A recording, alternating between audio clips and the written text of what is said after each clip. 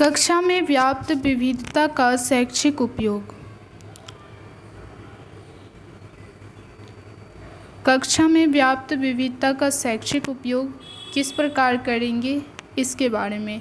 भारत की विविधता को वंश, वर्ण, लिंग, भाषा, धर्म, जाति, संप्रदाय, समुदाय, सामाजिक समूह, आर्थिक स्थिति, योग्यता के स्तर, स्वास्थ्य, पैसों, भौगोलिक क्षेत्र, जलवायु और राजनीतिक झुकाव के स्तर पर देखा जा सकता है। देश में पाई जाने वाली विविधता को हम सांस्कृतिक समृद्धि के रूप में न लेकर अंतर के रूप में और इससे उत्पन्न समस्या को सीखने हेतु संसाधन न मानकर बल्कि बाधा के रूप में मानते हैं। विद्यालय या कक्षा में विद्यमान विविधता को एक सकारात्मक के रूप में लेना विद्यालय के शैक्षिक वातावरण को समृद्ध बनाने और वर्तमान शैक्षणिक वातावरण में सुधार करने के लिए महत्वपूर्ण है।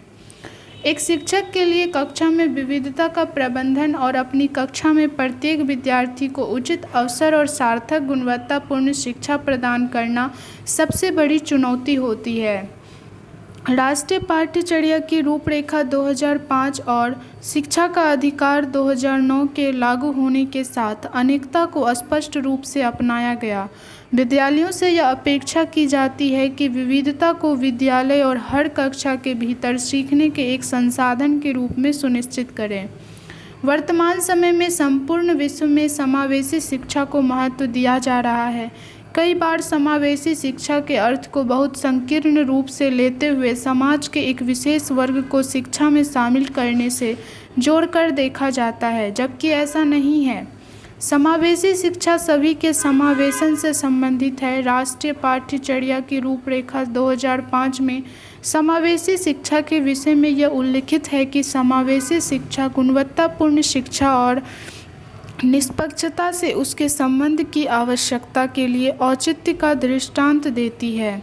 शिक्षण प्रणाली उस समाज से लेकर अलग होकर काम नहीं करती जिसका वह हिस्सा है। भारतीय समाज में मौजूद जाति के अनुक्रम, आर्थिक स्थिति और लैंगिक संबंध, सांस्कृतिक विविधता तथा असमान आर्थिक विकास, शिक्षा की सुलभता और विद्यालय में बच्चों की भागीदारी पर भी गहरा प्रभाव डालते हैं।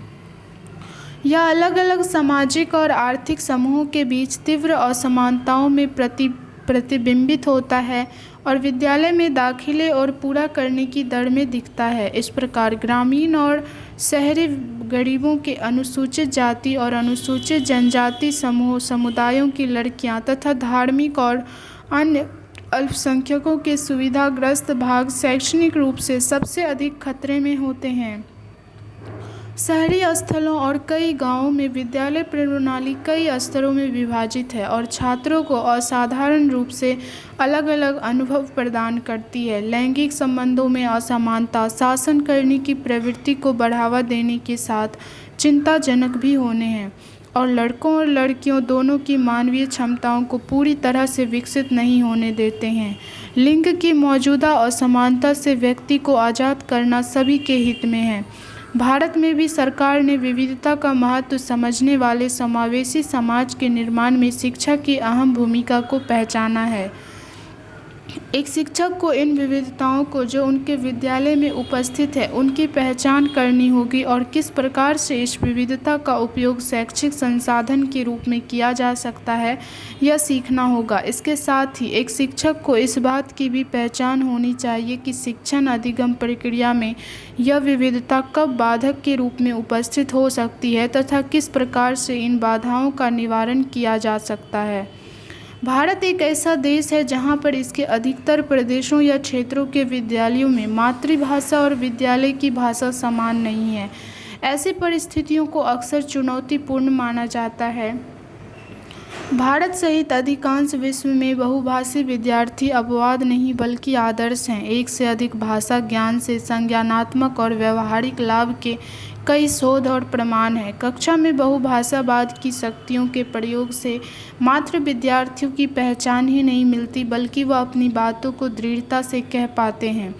इसके माध्यम से शैक्षिक उपलब्धि, भिन्न सोच, संज्ञानात्मक लचीलेपन और सामाजिक सहिष्णुता के साथ सकारात्मक रूप से प्रभावित होती है। एक विद्यालय में जहाँ 2 या 2 से अधिक भाषाओं और बोलियों से संबंधित विद्यार्थी या शिक्षक हो, वहाँ शिक्षकों और विद्यार्थी के सहयोग से एक शब्दकोश का निर्माण किया जा सकता है, जहाँ अलग अलग भाषाओं या बोलियों में किसी वस्तु विशेष के लिए प्रयुक्त किए जाने वाले शब्द लिखे हों। इससे विद्यार्थी को अलग अलग भाषाओं और बोलियों की जानकारी होगी और वह धीरे धीरे उन भाषाओं में संवाद करने में सफल होंगे। शोधों के द्वारा यह स्पष्ट है कि कई भाषाओं का प्रयोग विद्यार्थियों के संज्ञानात्मक विकास को सकारात्मक रूप से प्रभावित करता है। इसके साथ ही विद्यार्थी अन्य भाषाओं और बोलियों की समृद्धता से परिचित होते हैं। जिन संस्थाओं में महिला शिक्षिकाएं होती हैं, वे संस्था की अन्य महिला विद्यार्थियों को सकारात्मक रूप से उनके शिक्षा में प्रभावित करती है तथा उनकी सफलता में भी उनकी महत्वपूर्ण भूमिका अदा करती है। यदि किसी समूह में विजातीय सदस्य हो तो समूह की उत्पादकता और रचनात्मकता बढ़ती है। छात्र हमेशा कुछ सीखते हैं और जब वह भिन्नतापूर्ण वातावरण में सीखते हैं तो यह सीखना और भी समग्र रूप में होता है। जैसा कि उपरोक्त में उल्लेखित है, समस्या समाधान के साथ बच्चों की सृजनात्मकता बढ़ती है। संज्ञानात्मक और सृजनात्मक स्कूल से संबंधित मनोवैज्ञानिक यह मानते हैं कि विद्यार्थी समाज और संस्कृति के माध्यम से सीखते हैं। नई समस्याएं जो उन्हें विविधतापूर्ण कक्षा छात्रों को रचनात्मक होने के लिए प्रेरित करती हैं। शोधों के द्वारा भी यह प्रमाणित होता है कि सजातीय समूहों की तुलना में विजातीय समूहों की उत्पादकता, रचनात्मक और नवाचारित अधिक होती है। हेरिंग 2009। अधिकतर नवाचारी कंपनियां बेहतर परिणामों के लिए विषम प्रकार समूहों के गठन पर बल देती है। कैंटर 1986 में इन्होंने कहा था। तो कक्षा में विजातीय समूह होने से विद्यार्थियों की उत्पादकता, रचनात्मकता और नवाचारिता बढ़ती है। विद्यार्थियों के परिणाम में सकारात्मक परिवर्तन लाने हेतु कक्षा में पाई जाने वाली विविधता सहयोग करती है। शोध यह दर्शाते हैं कि वे छात्र जो अन्य प्रजाति या नस्ल के लोगों के साथ कक्षा में या अनौपचारिक वातावरण में पारस्परिक क्रिया करते हैं, उनमें सक्रिय चिंतन, बौद्धिक संलग्नता, अभिप्रेरणा का उच्च स्तर एवं बौद्धिक तथा अकादमिक निपुणता में वृद्धि तुलनात्मक रूप से अधिक होती है। गुरेन ए ऑल 1999, गुरेन ए ऑल 2002। एक और अध्ययन इम्फेसेड एंड रेडफोर्ड 2009 में पाया गया कि विविध प्रकार की प्रजाति से संबंधित सहयोगियों के मध्य अनौपचारिक और सतही बातचीत के बजाय सार्थक बातचीत और संबंध अधिक लाभप्रद हैं। कक्षाओं में विविधता का होना विद्यार्थियों के विकास के लिए अत्यंत आवश्यक है। यदि देखा जाए तो भिन्न प्रकार के समूहों से संबंधित विद्यार्थी जब कक्षा में इकट्ठा होते हैं, यह मात्र उनके भावात्मक पक्ष के विकास में ही मात्र सहयोगी नहीं होता, बल्कि संज्ञानात्मक विकास में भी महत्वपूर्ण योगदान करता है। एस्टिन 1993 ने अपने शोध में पाया कि उन संस्थाओं में जो संस्थाएं अपनी नीतियों में विविधता को पोषण देती है, इसका सकारात्मक प्रभाव विद्यार्थियों की संज्ञानात्मक विकास, संस्था से संबंधित अनुभवों और नेतृत्व संबंधी योग्यताओं पर पड़ता है। ये नीतियाँ शिक्षकों को भी अपने शिक्षण एवं शोधों के अंतर्गत विविधता को शामिल करने को प्रोत्साहित करती है। इसके साथ ही छात्रों को कक्षा में तथा कक्षेतर गतिविधियों में नस्लीय और बहुसांस्कृतिक मुद्दों का सामना करने का अवसर प्रदान करता है। विविधता के संबंध में यदि आंकड़ों को देखा जाए तो आंकड़े यह इंगित करते हैं कि कक्षा में तथा कक्षा से बाहर ऐसा समूह जो विविधता लिए हुए हो, उनका आपस में अनुक्रिया और भागीदारी सूक्ष्म तथा समीक्षात्मक चिंतन को बढ़ावा देता है। आंकड़े यह भी इंगित करते हैं कि कोई संस्था जिस हद तक अपने पर्यावरण को नस्लीय रूप से गैर भेदभावपूर्ण अपनाती है, उस संस्था से संबंधित छात्र भी विविधता और बौद्धिक चुनौतियों दोनों को स्वीकार करने की इच्छा रखते हैं। पैस्क्रेला 1996। इस प्रकार भिन्नतापूर्ण वातावरण विद्यार्थियों के बौद्धिक, मानसिक, सामाजिक, सांवेगिक और नैतिक विकास में अत्यंत सहायक है। यदि भिन्नता लिए हुए समूह में कार्य करना विद्यार्थियों को सोचने, संवाद कायम करने, समझने और विचारों का आदान प्रदान करने और निर्णय लेने के लिए प्रेरित करने का प्रभावी तरीका है। छात्र दूसरों को सिखा भी सकते हैं और उनसे सीख भी सकते हैं। यह सीखने का एक सशक्त और सक्रिय तरीका है। कक्षा में विभिन्न प्रकार के बच्चे जब होते हैं तो वह अपनी पारिवारिक, धार्मिक, सांस्कृतिक, वैयक्तिक, प्रादेशिक पृष्ठभूमि के आधार पर अलग अलग तथ्यों पर बल देते हैं और अलग अलग ढंग से सीखते हैं। समूह कार्य में यदि अलग अलग पृष्ठभूमि वाले विद्यार्थी हो तो सीखना और भी समग्र होगा, क्योंकि वह किसी तथ्य के अलग अलग पहलुओं पर ध्यान केंद्रित करेंगे। विभिन्न वर्गों और समूहों से जुड़े व्यक्तियों को सेमिनार इत्यादि में विचारों को रखने हेतु आमंत्रित किया जा सकता है। इससे विद्यार्थी विविधता से परिचित होते हैं। यह विद्यार्थियों को राष्ट्रीय एकता के साथ अंतर्राष्ट्रीय समझ की भावना जगाता है। पाओलो फ्रेरे अपनी पुस्तक आलोचनात्मक चेतना के लिए शिक्षा में कहते हैं कि मानव होने का मतलब अन्यों और दुनिया के साथ रिश्ता रखना है। इससे व्यक्ति यह अनुभव करता है कि दुनिया व्यक्ति से अलग, समझे जाने योग्य वस्तुपरक वास्तविकता है। वास्तविकता के भीतर डूबे जानवर इससे रिश्ते नहीं रख सकते, वे केवल संपर्क रखने वाले प्राणी हैं। लेकिन मनुष्य की दुनिया से विलगता और खुलापन उसे रिश्ते रखने वाले प्राणी के रूप में अलगाती है। अतः एक मानव के रूप में उसे स्वयं से आगे की भी जानकारी रखनी चाहिए। मानव को संपूर्ण दुनिया से संबंध रखने की इस आवश्यकता का आरंभ उसके विद्यालयी जीवन से करा देना चाहिए, और ऐसा हो भी जाता है। एक विद्यार्थी मात्र स्वयं से ही संबंध नहीं रखता, बल्कि शिक्षकों और कक्षा के अन्य छात्रों से भी वह संपर्क रखता है। इस कारण से छात्र को विभिन्न छात्रों की पृष्ठभूमि और उससे जुड़े अन्य तथ्यों से परिचित होना आवश्यक है। विद्यालयों में पाई जाने वाली विविधता उसे एक आधार प्रदान करती है कि वह किस प्रकार से एक मनुष्य के रूप में उन विविधताओं से परिचित हो सके। तो ये सारी बातें जो हैं हम लोगों ने अभी पढ़ा। कक्षा में व्याप्त विविधता का शैक्षिक उपयोग किस प्रकार किया जाए, इसके बारे में। उसके बाद अभ्यास प्रश्न है, कक्षा में व्याप्त विविधता को शिक्षक को किस रूप में देखना चाहिए?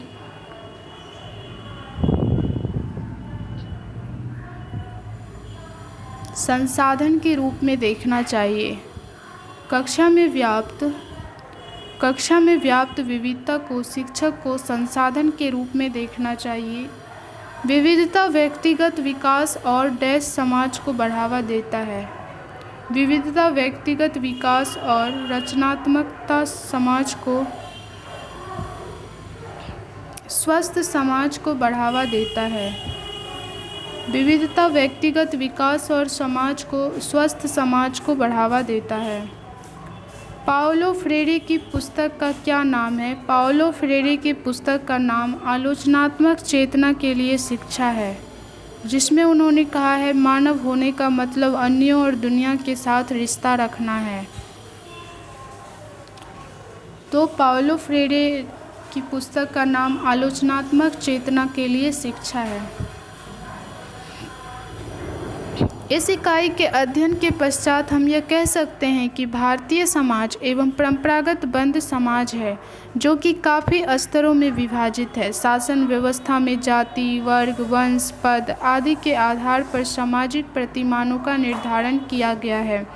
मध्यकालीन आधुनिक भारतीय इतिहास में कई शासकों के आने और जाने के बाद भारत में राजनीतिक, आर्थिक व सामाजिक सांस्कृतिक संरचना में काफ़ी बदलाव आए हैं। इसमें प्रमुख है वर्ण व्यवस्था में परिवर्तन, जाति व्यवस्था में परिवर्तन, अस्पृश्यता का अंत, स्त्रियों को सम्मान, लोकतंत्र व्यवस्था की स्थापना, संयुक्त परिवार का विघटन, पूंजीवादी समाज व्यवस्था का निर्माण व भारतीय समाज का आधुनिकीकरण हुआ है। इन सभी सामाजिक परिवर्तनों की वजह से समाज पर पड़ने वाले प्रभाव व उनके निदान के लिए उठाए जाने वाले आवश्यक कदमों के विषय में आपको जानकारी प्राप्त हुई होगी। राष्ट्रीयता किसी समाज के व्यक्तियों जब किसी सीमा के अंतर्गत बिना किसी भेदभाव के समूह की भावना से ओतप्रोत हो जाते हैं, उसे राष्ट्रीयता कहते हैं। भावात्मक एकता भावना जिसके अंतर्गत विभिन्न जातियों, धर्मों व समूह के लोग व समूह के लिए संवेगात्मक रूप से एकता के सूत्र में बंध जाते हैं, उसे भावात्मक एकता कहते हैं। जाति जाति उस वर्ग को कहते हैं जिसमें सदस्यों की सदस्यता और कर्तव्यता उनके जन्म से ही निश्चित हो जाते हैं, उसे जाति कहते हैं। समावेशी शिक्षा कक्षा में विविधताओं को स्वीकार करने की एक मनोवृत्ति है, जिसके अंतर्गत विविध क्षमताओं वाले बालक सामान्य शिक्षा प्रणाली में एक साथ अध्ययन करते हैं। समावेशित शिक्षा के दर्शन के अंतर्गत प्रत्येक बालक अद्वितीय है और उसे अपने सहपाठियों की भांति विकसित करने के लिए कक्षा में विविध प्रकार के शिक्षण की आवश्यकता हो सकती है।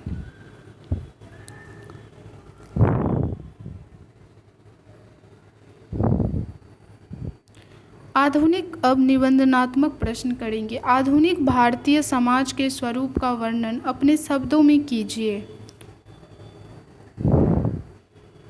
तो आधुनिक भारतीय समाज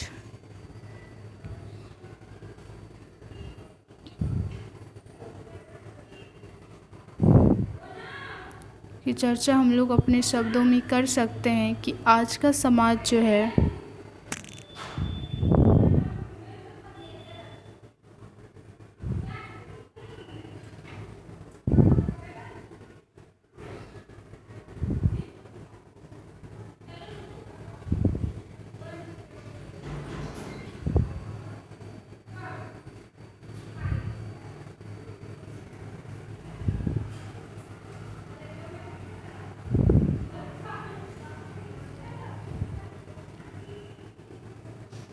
यहाँ से हम लोग कर सकते हैं। भारत एक विशाल देश है। एक भौगोलिक विस्तार और विस्तृत क्षेत्रफल उसे और भी विशालता प्रदान करते हैं। यहाँ भारतीय विविधता, जातिगत, भाषा, धर्म संबंधी विविधता स्पष्ट रूप से देखने को मिलती है। इसके साथ ही भारतीय संस्कृति के मूलभूत तत्वों की तरफ ध्यान दें तो हम पाते हैं कि यह बहिर्मुखी होने की अपेक्षा अंतर्मुखी अधिक है।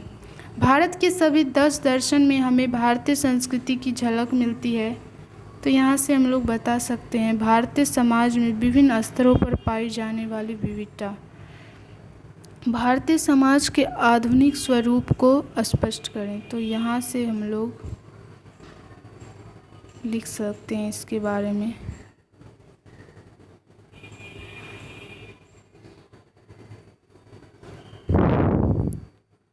भारत में पाई जाने वाली विविधता के कारण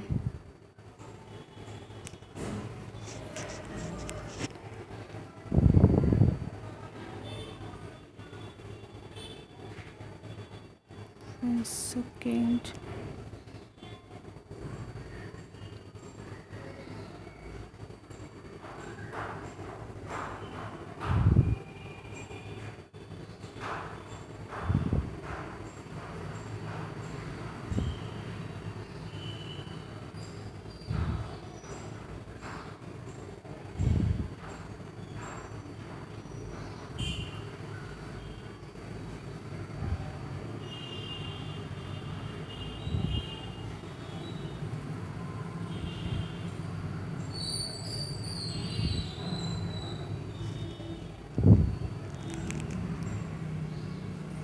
यहाँ से हम लोग लिख सकते हैं सामाजिक समूह का निर्माण 2 या 2 से अधिक व्यक्तियों से होता है। बच्चे का मूलभूत समूह उसका परिवार है।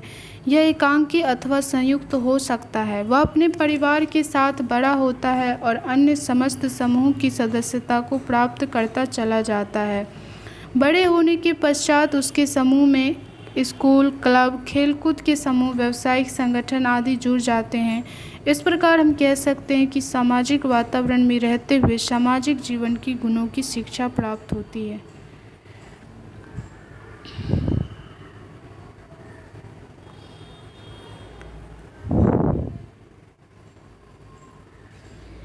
तो यहाँ से विविधता की दृष्टि से भारत जैसा संपन्न देश विरले ही होगा। इसे हम अपने शब्द में भी लिख सकते हैं कि आधुनिक भारत किस प्रकार का है।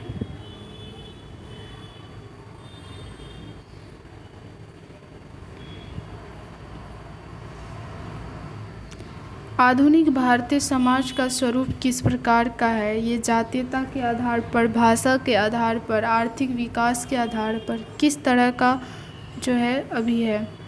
और दूसरा है, राष्ट्रीय एकता को बढ़ाने के लिए आप क्या प्रयास करेंगे? तो राष्ट्रीय एकता को बढ़ाने के लिए हम सबसे पहले तो ये प्रयास करेंगे कि भारत में जो भी विविधता है उसे एकजुट होने, भावनात्मक एकता उत्पन्न करने का काम करेंगे, ताकि जो है हमारी राष्ट्रीय एकता को बढ़ावा मिले एवं सभी मिलजुल कर रह सके। तो इसे अपने शब्द में हम ड्रिल करके लिख सकते हैं। भारत के संदर्भ में विभिन्नता में एकता विषय पर एक निबंध लिखें। तो भारत के संदर्भ में लिख सकते हैं, क्योंकि भारत एक विशाल देश है, यहाँ विभिन्न तरह के धर्म के लोग रहते हैं, विभिन्न भाषा एवं बोलियों को बोलने वाले लोग रहते हैं। 25,000